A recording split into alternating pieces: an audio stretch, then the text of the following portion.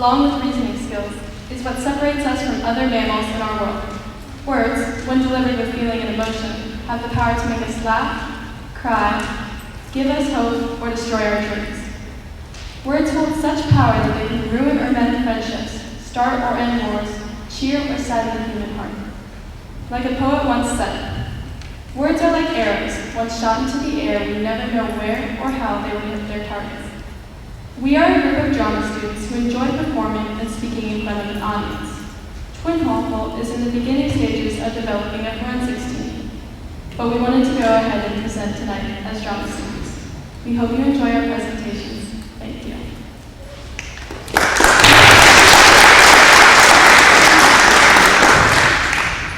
I'm Kenton, an 8th grader student from Twenhofel Middle School. I will be presenting a monologue called Casey. Casey has moved in with her great aunt while her mother tries to get back on her feet after a 3rd divorce. Her new neighborhood is on a quiet street with quiet, elderly people. Casey is the only one her age on the block. Sometimes she meets kids who are visiting their grandparents at the neighborhood, but they do not stay long enough to become friends. Her only friend is a girl named Victoria, but Casey knows that it is only a matter of time before Victoria's bad choices get both of them in a lot of trouble. She has met Mabel, a kind elderly blind lady, who has asked Casey to spend an hour each day helping her around the house. The kitchen is tidy to a fault. She must be very careful not to rearrange anything, as she feels hopelessly compensated.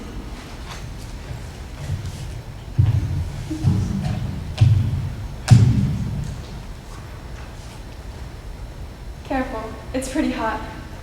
Miss Mabel, oh, never mind, forget it. I'll just finish sorting the mail and then I'll leave. I'll see you tomorrow. Miss Mabel, what's it like to be blind? I mean, it must get pretty lonely. I can see pretty well, but sometimes I feel like I'm completely in the dark. You know what I mean? I know you do, but do you really? See, I have this friend, Victoria. She's about the only person I know who's not old enough to have great grandkids. Oh, sorry, I mean, she's the only person I know who's my age. Sometimes I don't even like her. Sometimes after we hang out, I promise myself that I'm not going to call her again, and I'm not going to go back to her house, but after a few hours I get so lonely I just decide I'd rather go and watch her smoke her dad's cigarettes and make prank calls than be completely alone. I've never told anyone this, but I can trust you, right? One time she stole a CD from the gas station. It was some old singer. She doesn't even have a CD player. I didn't even know she did it until we were halfway home already. She thought it was funny, but I was so mad and scared I thought the cops were going to come any second and arrest me. My mama might not have taught me much, but she did teach me the difference between right and wrong. And what Victoria did was wrong. She didn't steal because she needed it or she was hungry. She stole because she wanted to and she thought it was funny. Miss Mabel, I never knew my grandma. My mom, she didn't even cry when she found out she died 4 years ago. Didn't even go to the funeral. And I didn't even know my dad, much less his mother. I'd be very proud to call you my grandma. Would that be okay?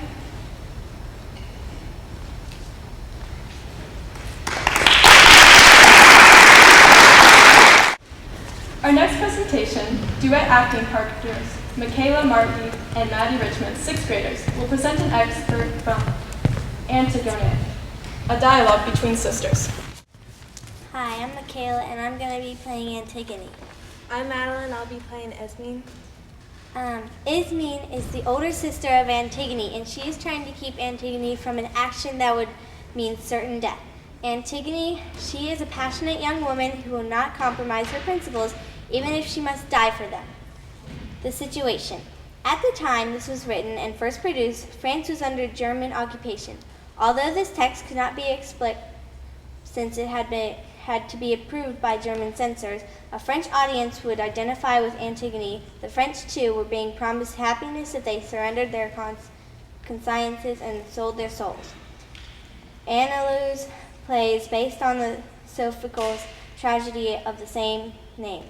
Antigone's two brothers, Aeschylus and Polynices competed for power after the death of their father, Oedipus, the king of Thebes. The struggle resulted in the brothers killing each other. The current king of Thebes, Creon, has ruled that only Aeschylus shall be given a burial, while Polynices will be left to rot where he lies. Antigone has decided to disobey Creon's law. Antigone, I've thought about it a lot. Have you? I thought about it all night long. Antigone, you're mad. Am I? You cannot do it. Why not? Creon will have us put to death. Of course he will. That's what he's here for. He will do what he has to do, and we will do what we have to do. He is bound to put us to death. We are bound to go out and bury your brother. That's the way it is. What do you think we could ever do to change this? I don't want to die. I'd prefer not to die myself. Listen to me, Antigone. I thought about it all night long. I'm older than you are. I always think things over, and you don't. You're impulsive. You get a notion in your head, and you jump up, and you do the thing straight off. If it's silly, well, so much for the worse for you. Whereas I think things out. Sometimes it's better not to think too much. I don't agree with you.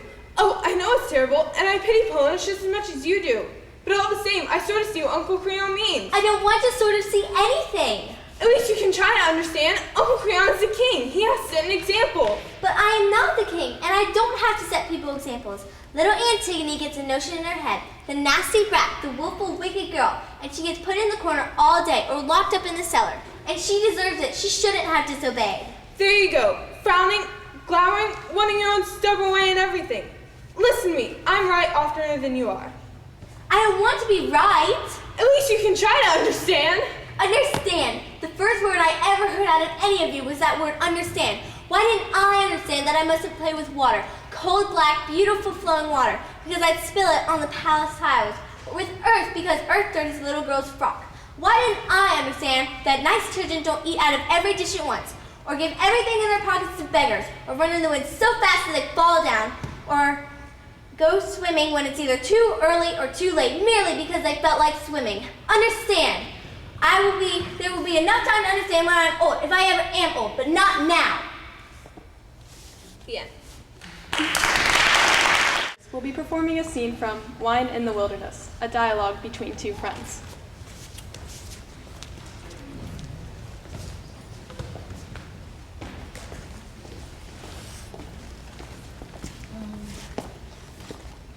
I'm Cynthia.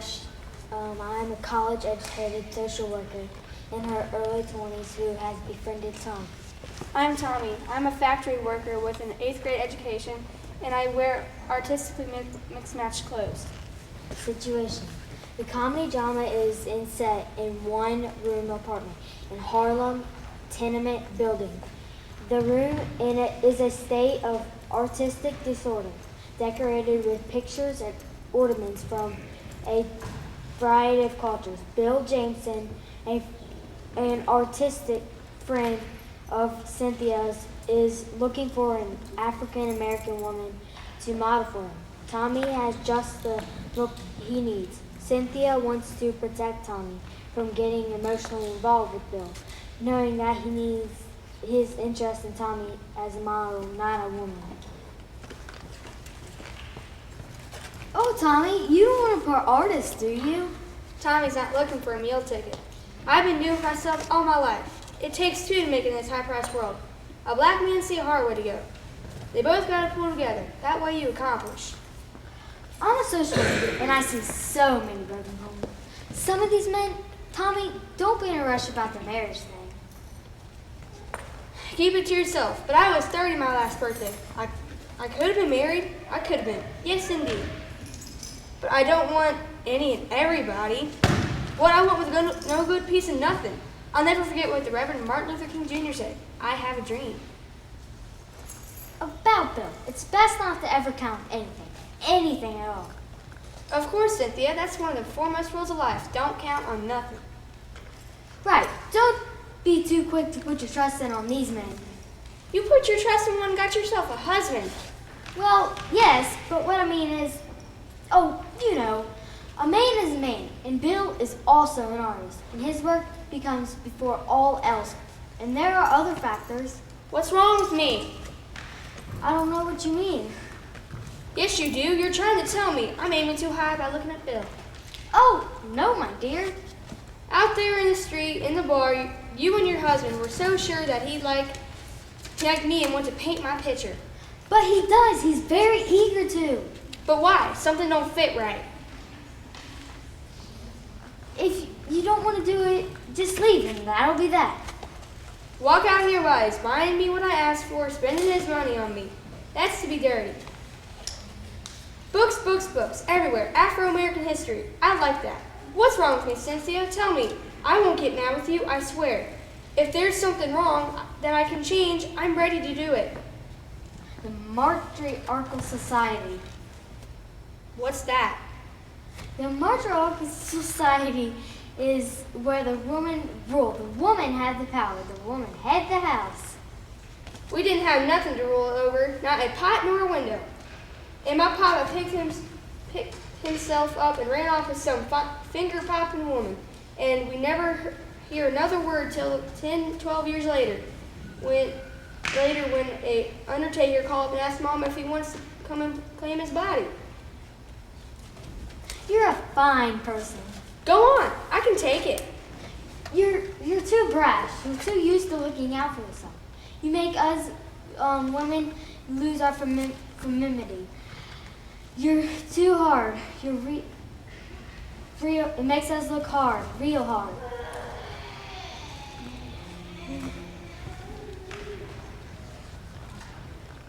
You need to give it back. I didn't take it, so how am I supposed to give it back? The end. All right, so my name is Kyle Rose. I will be your MC for some of you middle school tonight. Pretty sure you all know why. You know how important I am as, representing our school. And What are you doing? Sam, what are you doing up here? I'm kind of in the middle of something. I'm the MC. No, listen to me. Miss Desmond told me at the beginning of the week that I was supposed to be the MC, and I've been preparing the whole entire time. You don't need to bring your social issues into this. Shut up. Dude, that was a terrible stage slap. Feel a real one then. Dude, that hurt. Good. Maybe I'm not cut out for this kind of, stuff. I'm a little bit agitated. I'm gonna go.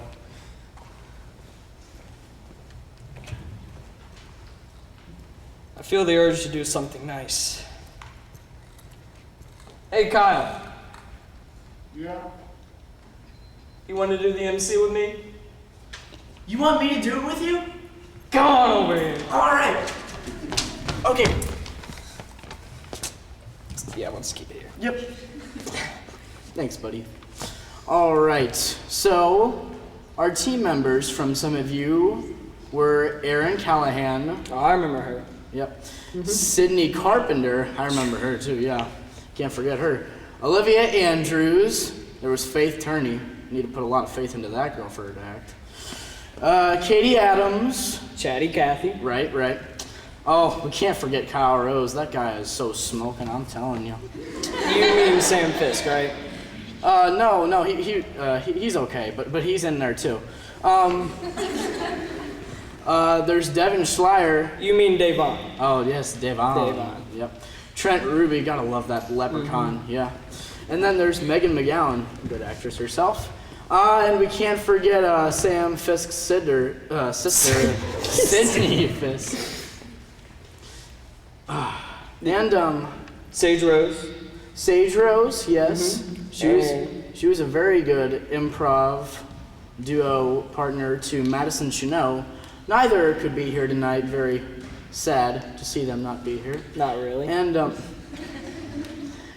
of course, Kirsten Foxworthy, who just so happens to be here tonight to share with us her poetry interpretation, Empty. Hi, I'm Kirsten Foxworthy, and I'm going to be doing a poetry interpretation. Empty. What does that word even mean? The dictionary definition is holding or containing nothing. Can a person's heart be empty and still be beating? This poem is by an unknown artist, and its title is Empty. Alone I sit and listen to the sounds of emptiness, singing to me, the one with empty arms and broken dreams. Everything I ever wanted seems unreachable or taken by another. Is fate a cruel prankster with an unfunny joke? At times I wonder if destiny has deemed me to wander all alone, never knowing a lover's caress or the passion in his eyes. Sometimes my longing is maddening. The tears fall and melt into my pillow, the loneliness enveloping me once again. I curse my longing soul. I watch others, and I can still smile at their joy. But at times the hurt is raw. It's a reminder of what I don't have and maybe never will. No lover's laughter or knowing smile. No cuddle in the break of daylight. My words are just whispers in the darkness, heard only by my goddess and me. So many broken dreams. Promises all came to me in times past, but they do nothing in the now. For now, I am alone in my bed in life, with unanswered songs. Never touching the realness of a lover's face and hair, only staring at the space of nothing, and feeling more alone than I ever believed I could. Never did I believe I would end up this way, hungering each day for the touch of the one I love. But he isn't here, the dark prince of my longings. Screaming in my mind, shattering my heart like broken glass. I am tired of being all alone. I face alone the day in my bed, nocturnal angel all alone, in the void of emptiness that is my world. Now, empty is a broad topic, considering that a lot of things can hold or contain nothing. But answer me this, what is worse? Being completely empty or being full of hidden motives and pain?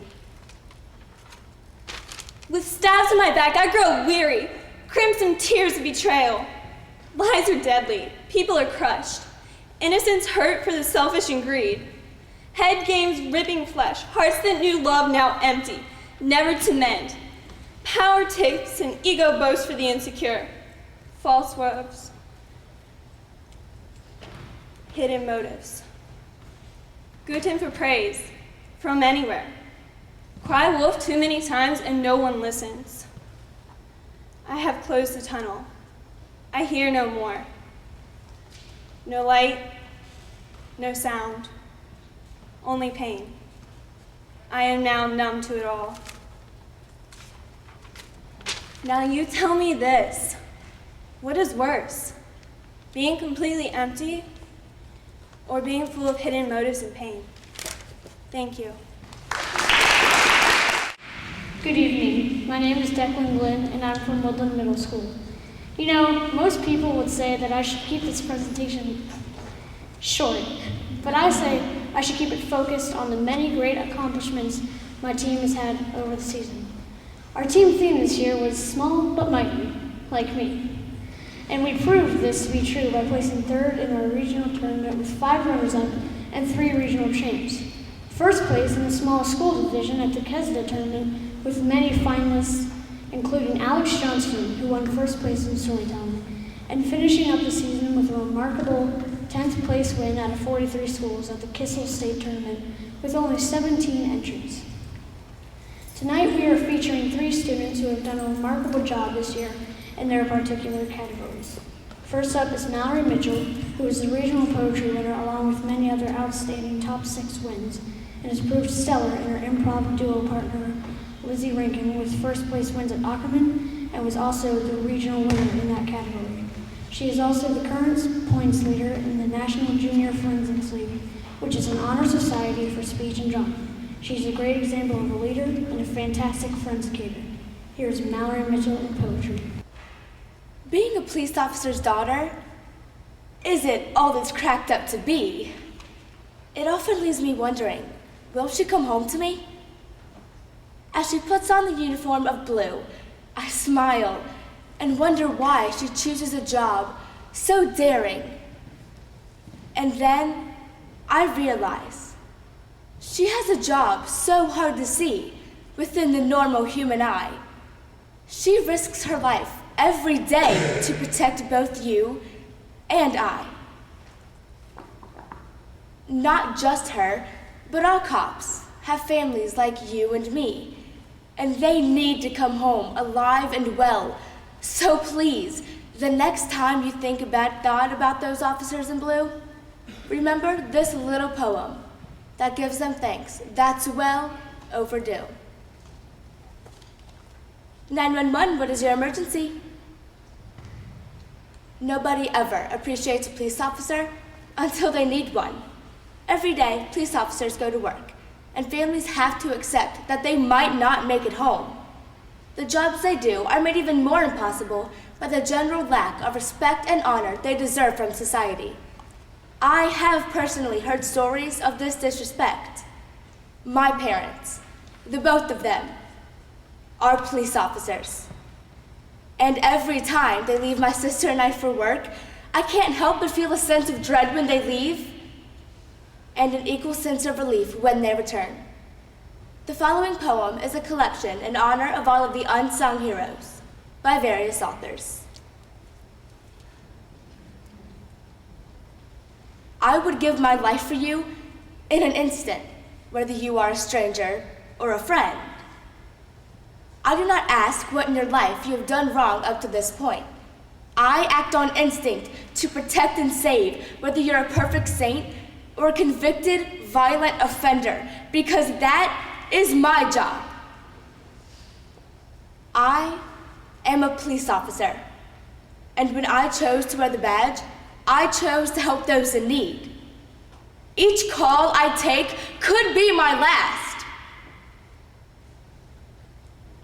but I accept that, and each day I put on the badge and uniform, say goodbye to my family, and walk out on the streets, knowing that today could be the day I don't come home at the end of my shift.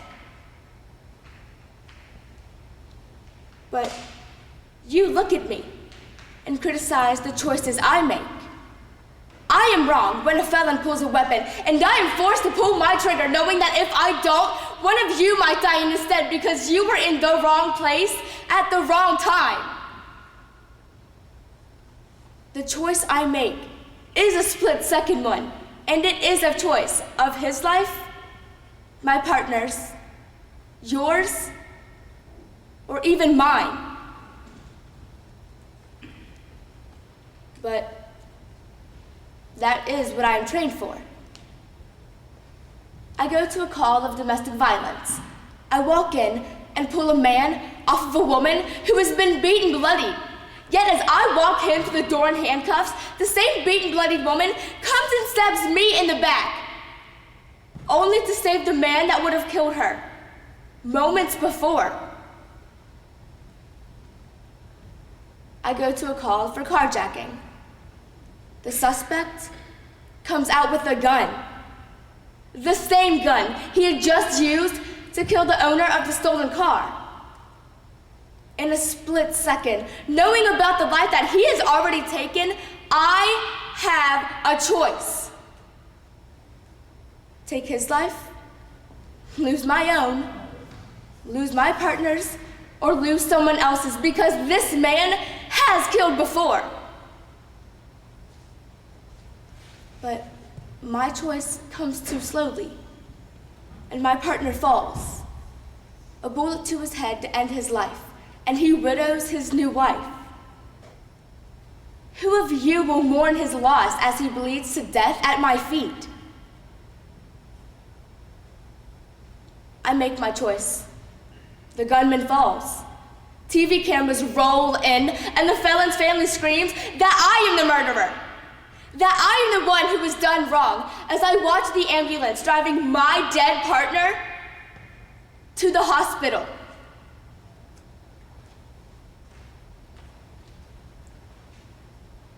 I go out every single day and wonder if today will be my last just because I wear a badge and a uniform.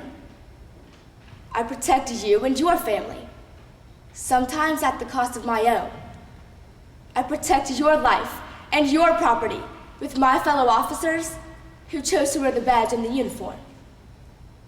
We all made the same choice, the choice to protect and serve those in need.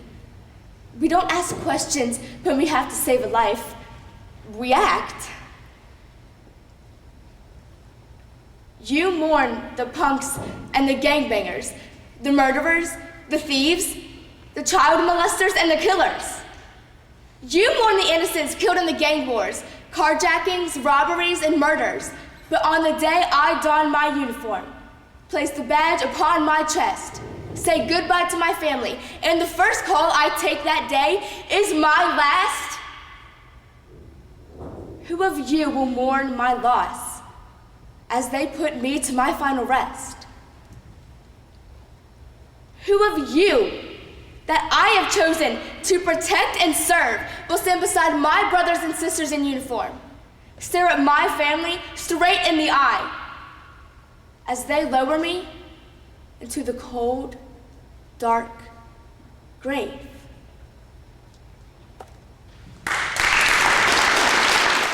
Our second performer earned her spot as a Wait a second, just put the screen up.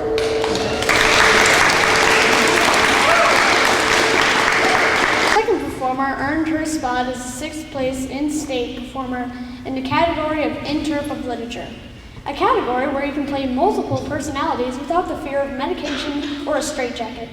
Sounds good to me. She also won many awards over the years, is a pioneering member of the Woodland team, and is an outstanding performer and a great supporter of forensics and her team. Here's Brianna Parsons in Interp of Literature. Is to be in the spotlight at all times, at any cost. But at what consequence?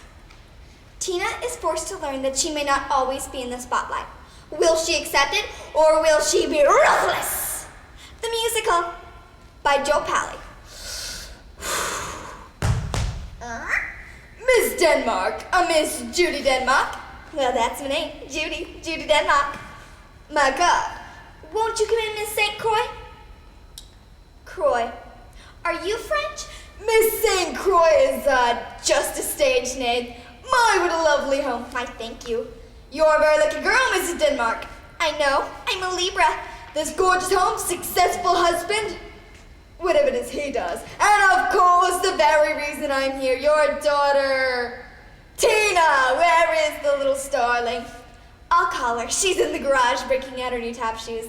Tina, you're on. Hi, Mommy. Tina, we have company. I love company. Tina, say hello to Miss St. Croix. Hello, Miss St. Croix. Hello, Miss St. Croix. Hello, Miss St. Croix. Yeah. That was brilliant. Let me be frank. I think Tina here can be a real star. You were planning a theatrical career for your daughter, were you not? Well, we wanted her to finish school first. So if you make it in show business, sweetheart, please, Mommy, I want to be good.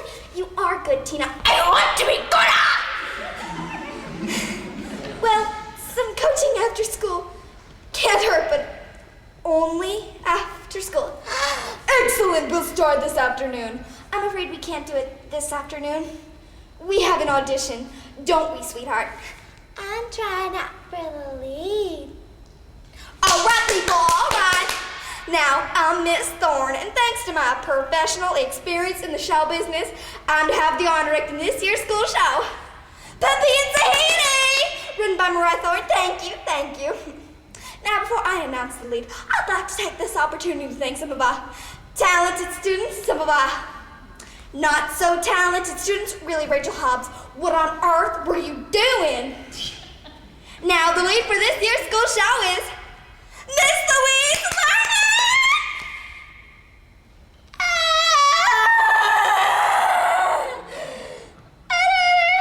How could I have lost that part? I don't understand! That learning girl's too Jewish looking to play this. Oh, Tina dear, these things just happen. Not to me, they don't! Atta girl, Tina! Oh, I hate that Louise Lerman! Now, Tina, do you want to stay in show business? Oh, you're right. I just wanted that demo part so you and Daddy would be proud of me. Well, we are proud. Well, if you had gotten the part, we'd have been real, real proud, but Nevertheless. Miss Thorne, you haven't changed your mind, have you? I'm afraid not. I'll be in the car. That's what I was afraid of. I've never seen Tina win a part so desperately. Couldn't you make her a dream hippie, something like that? I'm afraid not. My dear, dear Miss Thorne, have you ever considered letting Tina be the Lerman girl's understudy? Oh, well, we're only having 2 shows, and I feel like having an understudy is unnecessary. But if you all want it, fine. Tina can be Louise Lerman's understudy. You mean there's a chance that I learn all of Pippi's lines and all of Pippi's songs, and there's still a chance I can't play Pippi? Unless, of course, something were to happen to Louise Lerman. I'll do it. All right, people. This is a theater. We are not allowed to have fun. Lights, music. Louise. Coconuts. And Ninkos. The Pago Hilton. I must be in Taiwan. Tahiti. And I'm Pippi. P.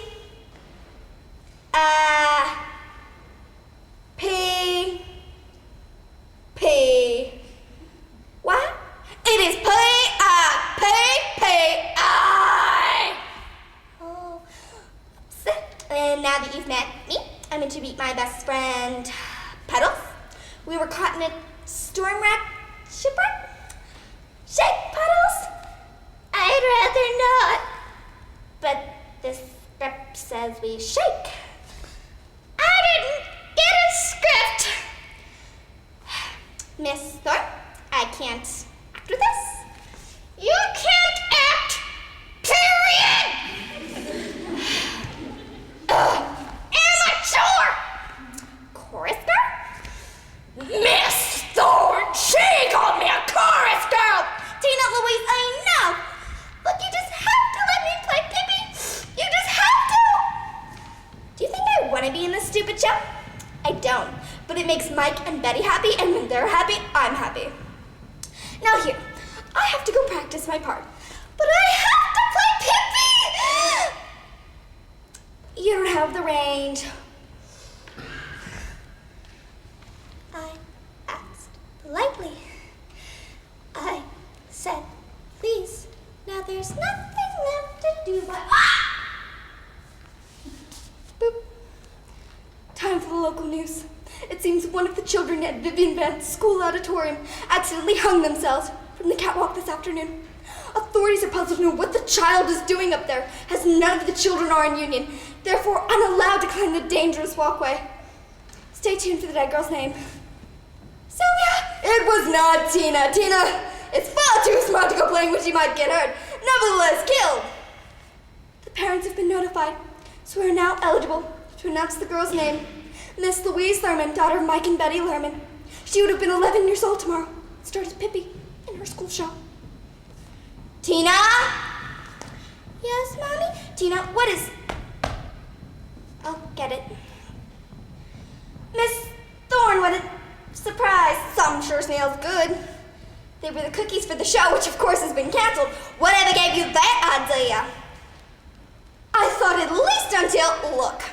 I've got enough problems with the Pippi people over the copyright issues. Mark me well. Pippi, Schmippy, I have to change that kid's name. Should it be in costume, in makeup, and in place on that stage by 7:55 tonight, or there will be an investigation. What on earth are you talking about? I didn't want to have to bring this up. It seems little Rachel Hobbs saw Tina and Louise chasing each other all around the school. Do I suspect anything? No. 2 children, one got a little overexcited, and one got killed. Now, should it be on that stage tonight, or there will be an investigation? Tina? Yes, Mommy? What is that? Louise Lerman's Pippi wig. Where did you get it? I found it after Louise had her accident. If that's true, then why didn't you give it to Miss Thorne? Because I was afraid you would think I was naughty. But I wasn't naughty, Mommy. Stop it, Tina. You're not that good. What do you mean, Mommy? Tina, tell me the whole story. Leave nothing out. Fine! We did warm-ups. Go on. We did rehearsal. Go on. Louise Lemon killed herself. Back up. Fine! I chased her up on the catwalk and I begged her, you have to let me play Pippi. And you know what she said? You don't have the range. So I took a jump rope, I wrapped around her fat neck, and I pushed her over the side! Tina, do you know what this means? For you, for me. It means I'm playing Pippi! Yeah! Our last performer of the night is Trey Burns, who is also proven to be an outstanding performer and leader of the Woodland team. He is an accomplished record with his duo acting partner, Stuart Nicholas, and his duo improv partner, Lindsay Young, with many top 6 awards and quarter and semi-final appearances in all of his categories. He is currently in second place in points for the NJFL, behind Mallory and is a well-rounded athlete as well, participating in the Woodland football program. Give it up for Trey Burns and pros. I never had a brain until Freak came along and let me borrow his for a while. And that's the truth. The whole truth. The unvanquished truth. Is how Freak would say it, and for a while it was him who did the talking. Except I had a way of saying things with my fists and with my feet, but that was before it became Freak the Mighty, slaying dragons and fools and walking high above the world. All of Max's life, he'd been called stupid, dumb, and slow. It didn't help that his body seemed to be growing faster than his mind. People were afraid of him.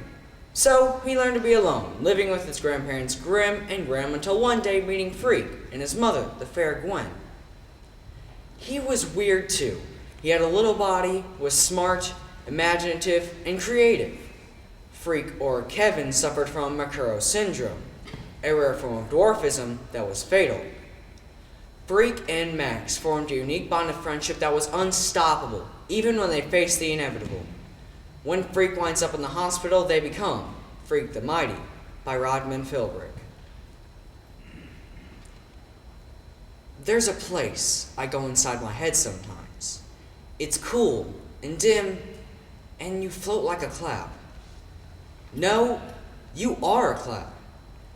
The kind you see in the sky on a windy day, except you can't really see it changing.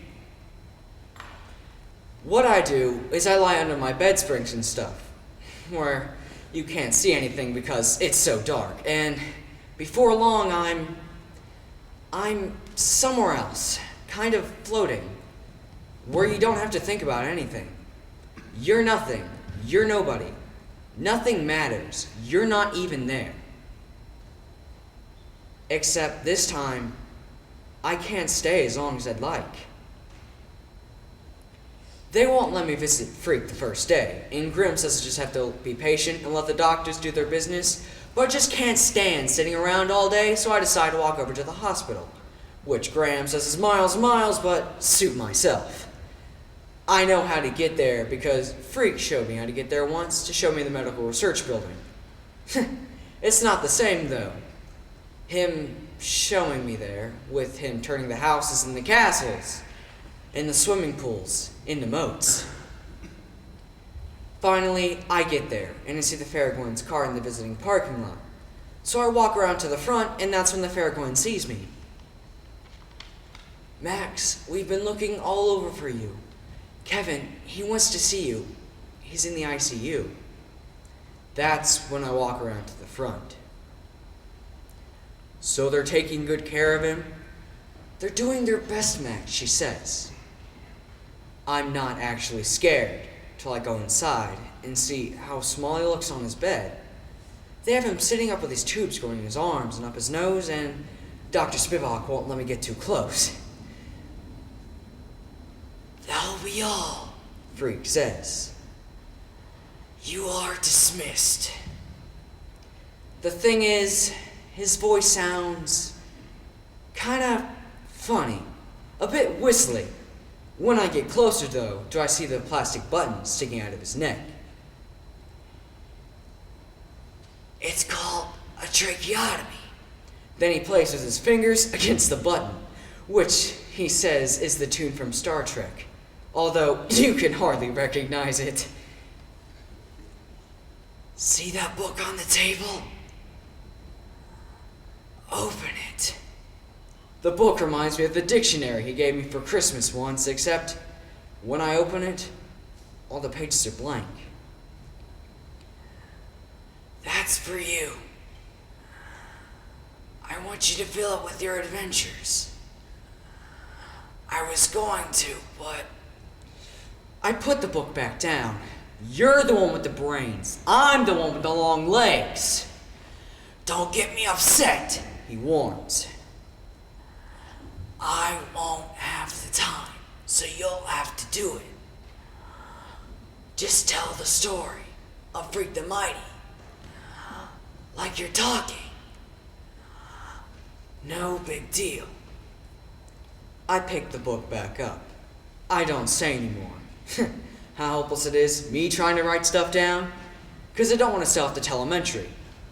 He does that himself a minute later when he begins to cough, and before I can say anything, the ICU is full of nurses, and Dr. Spivak tells me I have to leave.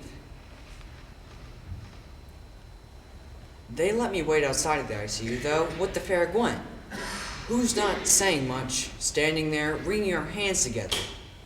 A while later, they come out and say he's okay. He just had a bad spell, and they have him stabilized. A while later, Graham comes to the hospital and takes me home. No one talks much that supper. After supper, I pull out a box from under my bed, and I put the book in there. For safekeeping, and for good luck. So, early the next morning, when Grim is still snoring loud enough to rattle the window panes, I decide to walk over to the hospital. The way I figure I can visit Freak and be back in time for breakfast. No big deal. It doesn't work out like that, to say the least. When I get there, the hospital streetlights are just starting to click off, and there's no one at the front counter to tell me I can't be visiting patients at the crack of dawn. There are plenty of nurses in the ICU, though. One of them comes out with her hand on her mouth, trying to shush me, even though I'm not making any noise. She's not trying to shush me, though. She's saying, "Oh my God, you must be Maxwell," even though I've never seen her before in my life. Now, more nurses are coming out of the ICU, and that's when I hear one of them go, "Better page Dr. Spivak. Kevin was her patient." That's when I notice some of the nurses are looking at me weird. And that's when, all of a sudden, I just go nuts. And I'm saying, "No way, no way." One of the nurses tries to throw a hug on me, but I push her away. And I'm running down the hallway. It's like I'm Kicker again, ready to blast anybody who comes near me. And I'm going faster and faster, and bumping in the walls, and skidding around corners till I reach these doors that say, "Medical research." People behind me are trying to get the cops, and that's when I punch my hand right through the glass, and I'm skidding through the dark, and I keep on going and going till I reach these doors that say, "No admittance." And that's when the hospital cops catch up with me. There was talk of arresting me for busting up the hospital, but in the end, they released me into the arms of Grimm.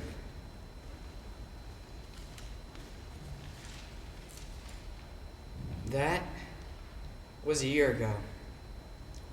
I don't know if this makes any sense, but for a while, I felt like I was a balloon, and someone had let the air out of me. But I didn't care if I got the air back. What does it matter if we're all just gonna die in the end? I pulled out the box from under my bed, and I got thinking, who are you kidding, Maxwell Kane? You haven't got a brain, and that's the truth. The whole truth, the unvanquished truth, is how Freak would say it. So I wrote the true stuff down, and I kept on going for months and months. I'm feeling better about remembering things now. Since I've written a book, who knows? I might even read a few. No big deal.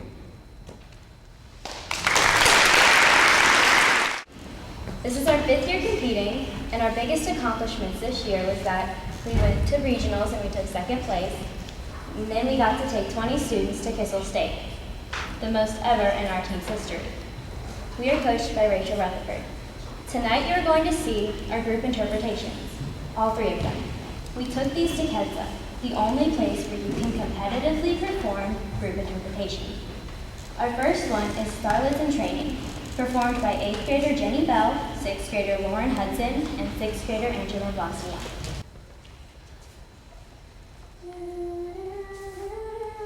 Living, loving, and looting in Louisiana. 3 soap opera fanatics, Mary, Julie, and Sally, are for the role of their lifetime to play in their favorite soap opera. living, loving, and looting in Louisiana. Will they get to play as their favorite character, Gloria? Find out the fate of these 3 Starlets in Training by Kelly Meadows. I can't believe I'm going to read for the part of Gloria on my favorite soap opera. Living, loving, and looting in Louisiana.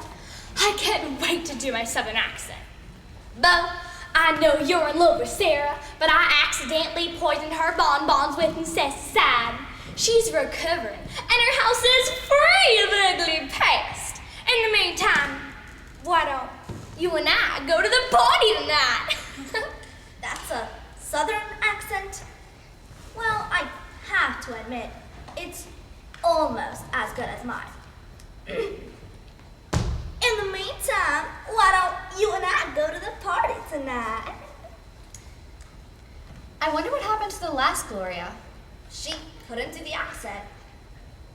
And I hear she was a cursed witch backstage. She wanted tuna salad for breakfast every day. And then Bo would have to kiss her. And he called her fish breath. And then, since they hated her so much, they wrote it into the script that Bo called her fish breath. That was funny. I loved it. Gloria did it. But she's far too important to run out of a show. So, I'm going to play her. I doubt that, fish breath. Wrong on 2 counts. Which 2? I'm not sure. You've called me so much, I can't remember what all you've called me. You can call me Gloria. Or fish breath if you'd rather. I'll be kissing Bo on TV while you just have him on your Christmas wish list.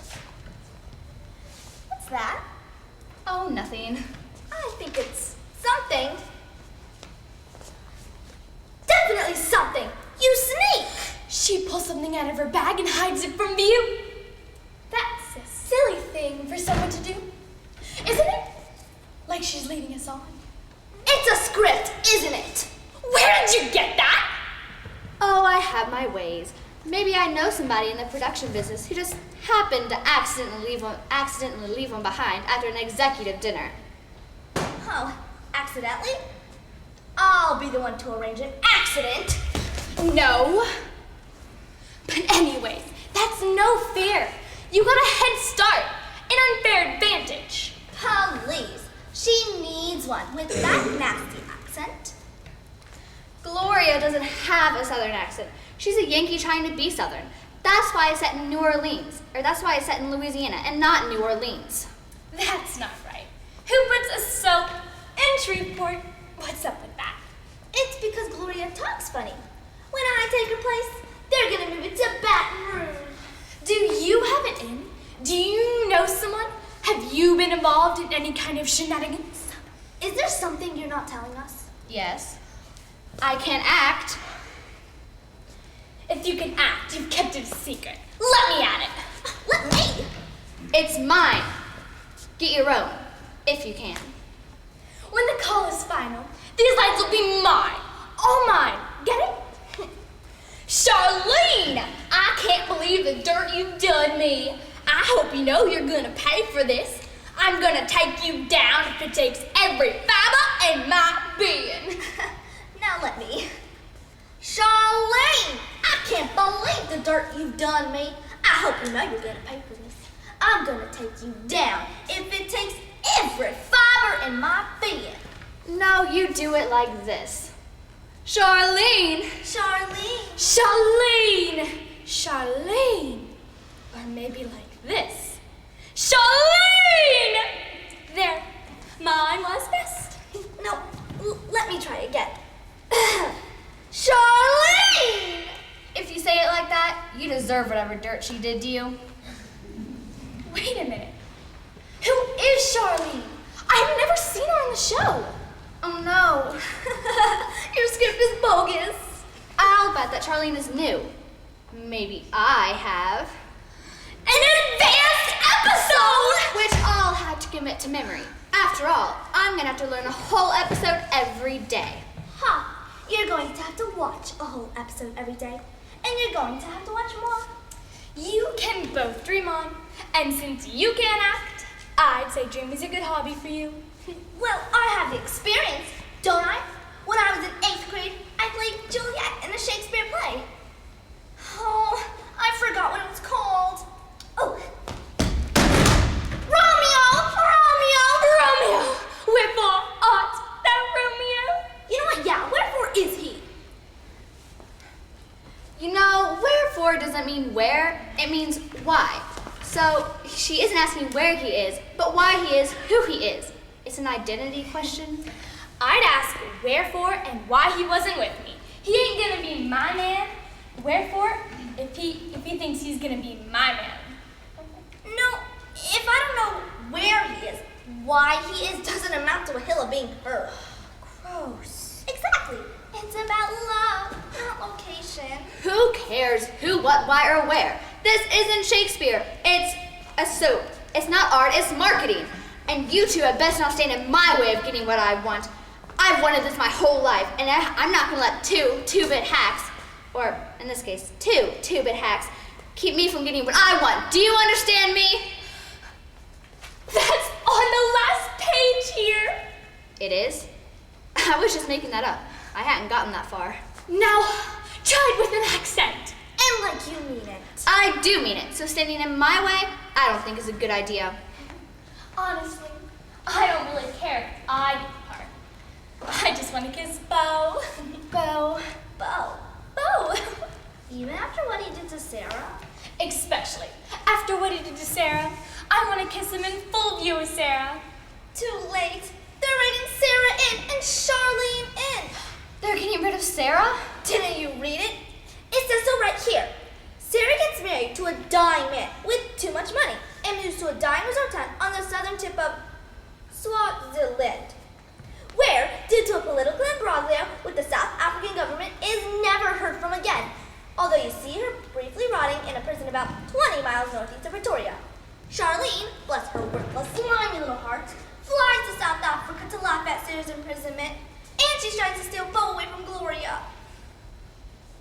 Oh, they can't get rid of Sarah. I hated her, but I love doing so. Well, if you play Gloria, I'm going to play Charlene.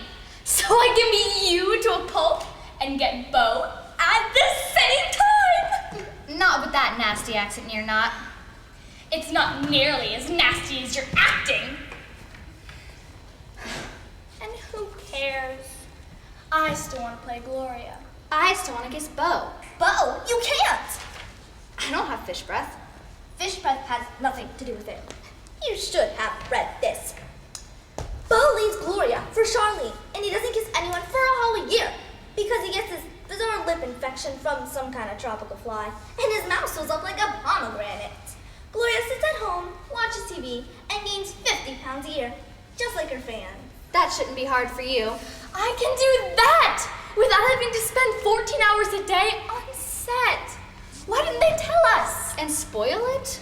It's spoiled for me. I'm going to have to start watching a new soap. I hear the one about the mortuary is pretty lively. Ta-ta! Really? I want it to be glamorous, exciting, romantic. Good luck with that. This stinks! Although, I would look at your bonbons on salary. Oh well, I don't want the part anymore. You take it. Thanks. Bye.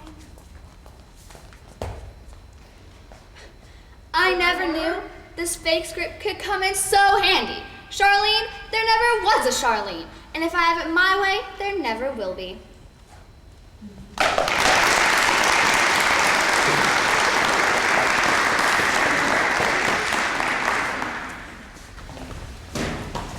The next group interpretation, conversation therapy, will be performed by 6th grader Erin Miller, 8th grader Lucy Markovich, 8th grader Paige Shelton, 8th grader Logan Wagner, and 6th grader Kelsey Mack.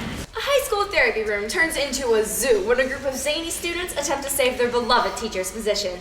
They try everything they can do to save her job. Court. Oh. But over the course of the play, it becomes apparent why they're in therapy in the first place. Conversation therapy. By Bradley Hayward.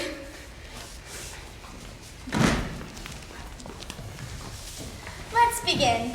Today, I have a new game. It's called storytelling. We're going to go around in a circle and each tell an interesting story about something that has happened to us.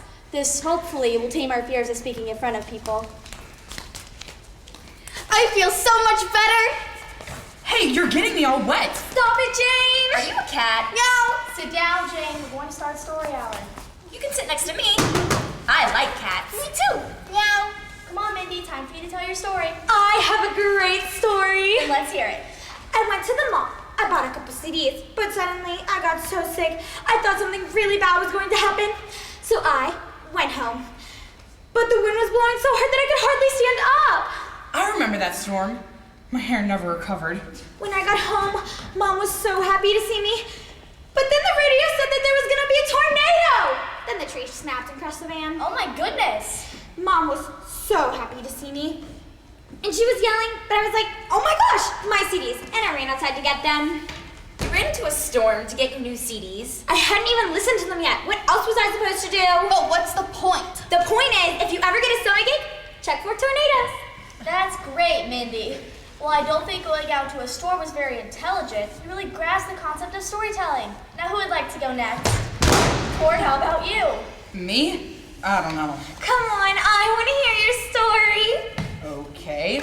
My story is about something that really scares me. Going bald. Hey, I resent the fact that everyone thinks that I'm just a guy with good hair. Resent? That's a big word for you. True. I do have great hair, though. But there's more to me than just my follicles. I realize I'm not the smartest person in the world, but I also know I'm not the dumbest. And since I'm so cool, none of the guys make fun of me. Nobody makes fun of me being here. Yes, they do. Really? Oh, yeah. I just want you all to hear my story without making fun of me. We won't make fun of you. Okay, then. I'll tell you. My story is about my biggest fear. It's kind of hard to say without sounding stupid, but I'll try. I was walking down by the creek one day when I noticed that something was in the water. At first, I thought it was just a rock. But then I looked closer, and it was a suitcase. So I hiked up my pant legs and walked straight to the suitcase. Just as I grabbed the suitcase, I lost my footing and fell splat into the water. I got soaking wet and sprained my ankle. And if that wasn't enough, the suitcase broke free and sailed down the river. I never saw it again. That's a great story, but what's your big fear? My big fear is that I do the stupidest things for curiosity. What if I never get the suitcase in life? What if I keep doing stupid things and never do anything important? You worry too much, Court. The only thing you need to worry about is not exploring your curiosity. The moment you stop using your imaginations when you become stupid.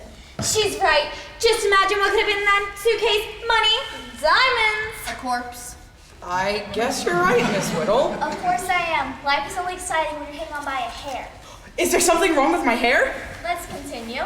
We've heard from Mindy and Court. Now who wants to go next? Me! Would you like to go, Woody? Yes! Miss Whittle? We'll have to wait for home until Woody's finished. Can I wait on the hall until it's my turn? Why? Because I don't want to listen to Woody's story. That's not very nice. He talks too much. I do not! Yes, you do. You never shut your mouth. They're right. Why are you all ganging up on me? I don't think I talk too much. Maybe sometimes, but it's just because I have a lot on my mind. I don't want to boring one, but I know you'd like to hear me talk. Why hasn't anyone said anything before? And besides, I thought the reason we came to conversation therapy is to talk using conversation, isn't it? Woody! I come here because I like all of you. My feelings get hurt easily, and this is the one place I feel safe. Woody! And now I'm so confused. I like it here, and I just want to tell my story. Woody! You let Mindy talk about her tornado, and Court talk about his suitcase, but as soon as I want to talk, you cut me off. Woody! Well, not anymore. You're all going to listen to my story. I'm not going to take it anymore. Woody, please shut up! Okay. Let's move on to Jay. What's your story? I'd like to tell you all a story that is near and dear to me. Do you have a flashlight, Miss Whittle? What for? Never mind, just give me one. What's your story about? And why do you need a flashlight? You'll see. Here you are. Thanks. My story needs to be told in the dark. It was a dark and spooky night. It was a full moon, and a storm was brewing in the thick and mysterious clouds above. Everything was quiet, and my family was awaiting the storm. All the while, I was inside my mother's womb thinking, I'm sick of these cramped quarters and I want to leave. So I punched my mother in the stomach and yelled, I want out of here! Having no choice, she braved the storm and went to the hospital. I cannot tell you how utterly amazing the journey was to my birth. Feeling my body emerge into the world is the greatest feeling I've ever had. It's a shame how few people get to remember this mindless moment of their lives. But I remember being born. Isn't that amazing? Isn't it? Hello?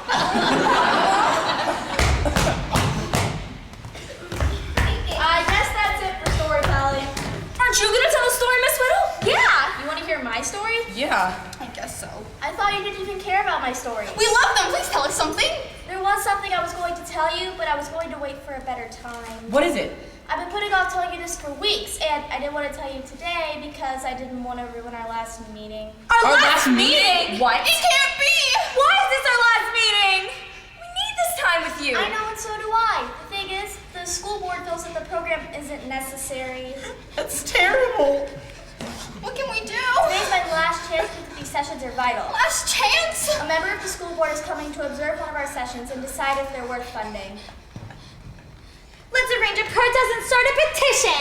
What an overwhelming petition that would be. 5 signatures. Get real. Don't start any fancy protests. They're coming today, so there's no time. Oh, no. They should be here within the hour. Why would they do this? That's not even the beginning of our problems. It sounds as if we don't have a chance of changing their minds. I think I will lie down. I'm very distressed. We love you, Miss Whittle. And don't worry, it's not the end of the world. It's the end of the world! Calm down. How can I calm down? She's right. Therapy is the reason I'm able to show my face at school. There's a knocking at the door, and the students scatter around the classroom trying to find a place to hide. All but Mindy, who opens the door to the superintendent. Hello and welcome to the warm and luxurious conversation therapy room. I hope you're comfortable during your stay. Thank you, you're very kind, but I'm here to see your teacher. Yes, I know, but you cannot sit at the desk. Why not? That chair's uncomfortable. I have a bad back and need to sit in hard chairs. No. Let me sit where I want. Okay. This room is rather sterile, isn't it? Disgusting. Let go of me, Court. I'm not touching you. Oh, get it away from me! You tried to kiss me. I did not. There's just not enough room under there. Explain yourself, children. What were you doing under the desk? He was trying to kiss me. I was not. Affectionate skew and blasphemy. Let me explain. I can explain. And who are you? I'm Miss Whittle. Oh, no. Little? Whittle! Miss Whittle, get it right! Miss Whittle, you're awfully young. Isn't she beautiful for her age? I would appreciate it if all of you left so I can do my work. Did you forget today's meeting? I didn't forget. I just don't want to deal with you, twit. Ooh. What did you say, Miss Whittle? I'll write that down. Explain yourself, Miss Whittle. She's, just playing a game that she plays with us. A game? She treats us badly to see how we retort. Well, stop playing that game with me. I will stop when I'm good and ready. Court, why don't you talk to the nice ladies while I take Miss Whittle to the bathroom? She needs help in the bathroom? With her makeup, her waterproof makeup. Come on, Miss Whittle. Fine, but everybody better be gone by the time I get back. Shut up. Profanity in school? Blasphemy! Shut up isn't a swear word. There it is again! Blasphemy! Stop saying shut up. Blasphemy! Shut up, Cord! Blasphemy! You shut up! Oh, snap!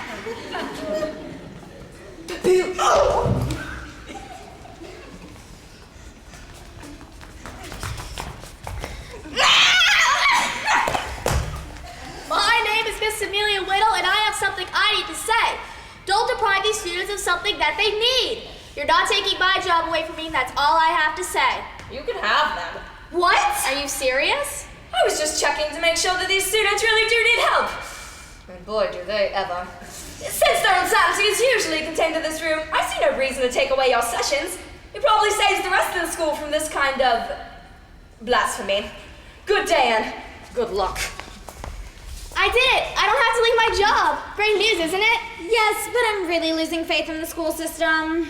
What happened to everyone? They'll be fine. They're just sleeping.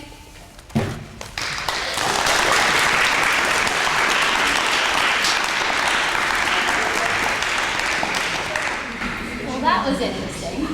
Our last performance for the evening is called The Flecks by 8th grader Georgette Blank, 8th grader Haley Williams, 7th grader Libby Cumberledge, 8th grader Joanne Chavez, and 7th grader Danny Gil.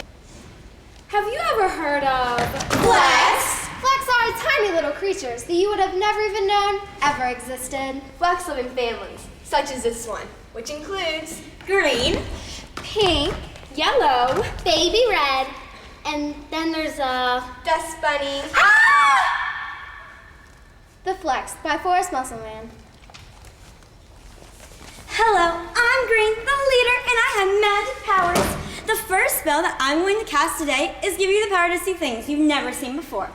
Once my spell is cast, you will be able to see a microscopic world where little creatures live, but only for a little while. Are you ready? A, B, C, D, E, F, G. Here's a spell for you and me. H, I, J, K, L, M, N, O, P. Make it so the children can see. Is it working? Are you seeing anything? Why, look here. It appears we've seen our first creatures. Why, they look like flecks. Flecks live in places we would never think of. Flecks live in floor cracks, under pieces of dirt, and in dusty corners. They live wherever you don't clean. But don't worry, they're perfectly harmless. In fact, they're really, really shy and a little scared too. There's always dangers in the world. Oh my, what's that? Ah! Hey, where did everybody go? This is Dust Bunny. She lives in the dusty corners where brooms can't reach, and she's perfectly harmless. It's okay, Dust Bunny. The Flecks are just a little shy. Once they get to know you, they won't run away. But how can they get to know me if they run away all the time? It just takes a little while. I hope it's not too long. It gets awfully lonely sometimes. Poor Dust Bunny. Things will get better. Hello? Is everything okay? I'm not sure. What if the bunny monster comes back? What if we see the broom? Hold it! No, why did you just say that word, Pink? I'm sorry. Never, ever cry broom. Remember the story I told you about the little Fleck that cried broom and eventually no one believed her? Yeah. And when the broom finally came, nobody ran and all the Flecks were swept away. That's right. Now think before you speak. Yes, Pink, think.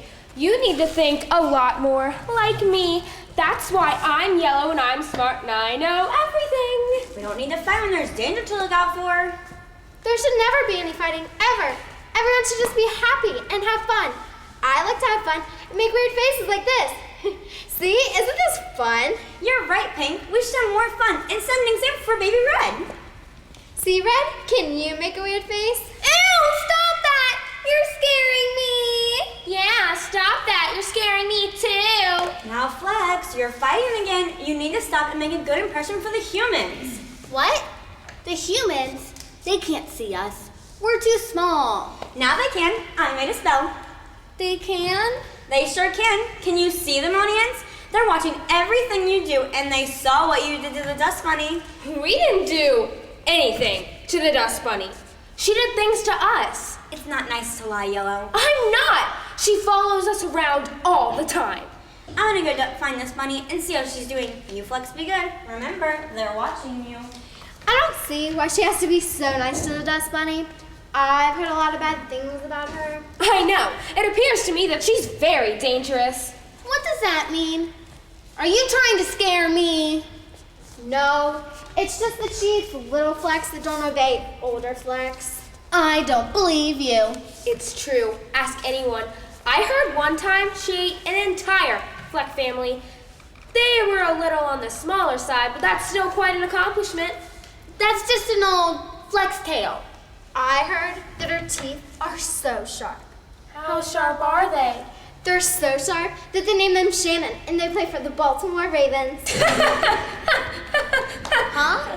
You know, sharp. There's a football player named Shannon Sharp, and he plays for a team called... Oh, who cares? It wasn't funny. Move on. I heard that dust bunnies can smell fear. I'm not scared of an old, dirty dust bunny. Suit yourself, but if you ever come upon a hungry dust bunny, you better not show that you're scared. Because if you do, well, don't come crying to me. What do I to be scared of? She's just a dust bunny. Just a bunny? She has huge grubby claws. Huge grubby claws? And bloodthirsty teeth. Bloodthirsty teeth? And, a lot of, fur.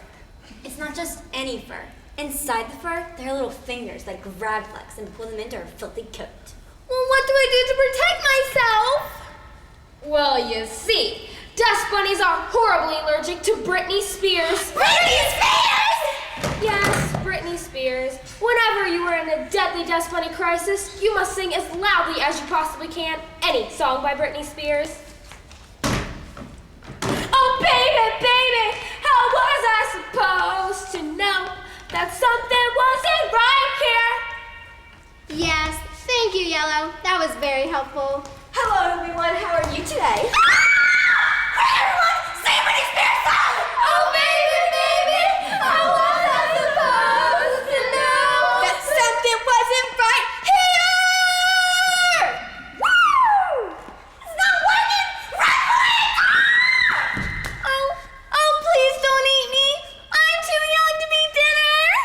Eat you? Why would I eat you? I only eat dust carrots. Really? That's good to know. But what about your huge grubby claws? You mean my cute cuddly paws? What about your bloodthirsty teeth? These chompers never touch beef. What about the fingers in your fur that grab Flecks and never let go? That's silly. Feel it. It's soft. It's only fur, you know. Really? You don't seem so scary to me. I'm not scary at all. I like you, Dust Bunny. What are you doing with her? Don't eat her! Let her go! Don't worry, she won't eat me. She only eats dust carrots. What about her huge grubby claws? They're only cute, cuddly paws. Well, what about her bloodthirsty teeth? Those chompers never touch beef. But what about the fingers in her fur that grab onto Flecks and never let go? That's silly. Feel it. It's soft. It's only fur, you know. I'll be the judge of that. It is soft. She is cuddly. I like her too. It's nice to see that we made friends. And on behalf of the Flecks, I would like to apologize for not getting to know you as a bunny earlier instead of running away all the time. Thank you. I'm glad to know that you all like me now. Hey, it's not all of us. Yellow, that's not very nice. Don't be so quick to trust her. She could just be setting a trap so that she can eat us all when we least expect it. I'm telling you, I only eat dust carrots. Yeah, I don't believe you. You're a lying bunny. Yellow. What? Why don't you go take a time out? Excuse me? You need to go sit somewhere and think about why you have to be real all the time. Go on. I don't have to go take a time out, Yellow. Fine, but I'm keeping an eye on you. Sorry, Dust Bunny. She's just trying to protect us. I understand. Hey, what's that on your back? What? Where? On your back. Back there. Back here? Back there? I can't see it. I'll get it, Dust Bunny. It's just a piece of lint. Yeah, things stick to me all the time. Hey, that was kind of cool what the bunny was doing. It was like a dance. Yeah, we could call it the bunny hop. Yeah, come on everyone, let's try it. What? Where? Back here? Back there. It's just a What? Where? Back here? Back there? It's just a piece of lint. Aren't the Flecks silly? It's good to see everyone having It's fun. just a piece of lint.